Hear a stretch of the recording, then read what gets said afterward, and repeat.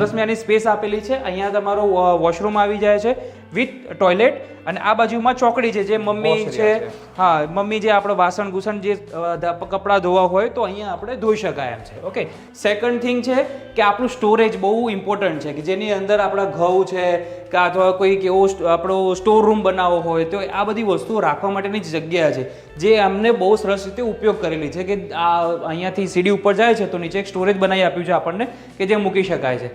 Safety માટેનું અહીંયા grid પણ આપેલી છે. ચલો હવે ઉપર જઈએ આપણે. તો સાહેબ આ પહેલું આપણું આ ફર્સ્ટ માસ્ટર બેડરૂમ છે. આપણે વોર્ડરોબ આવી જશે. યસ, બરોબર છે. બેડ છે અને એ પણ સ્ટોરેજ વાળો બેડ છે, તમે અંદર સ્ટોર પણ કરી શકો. ઓકે, સ્ટોરેજ વાળું જ છે એનું. હા, યસ. એટલે આપણું વધારાનો કદાચ કપડાં હોય કે પછી બીજું પણ વસ્તુ અંદર મૂકી શકાય. અંદર મૂકી શકાય. ટોયલેટ બાથરૂમ છે.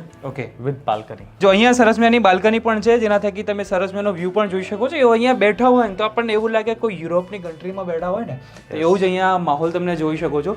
આ બધું જેટલું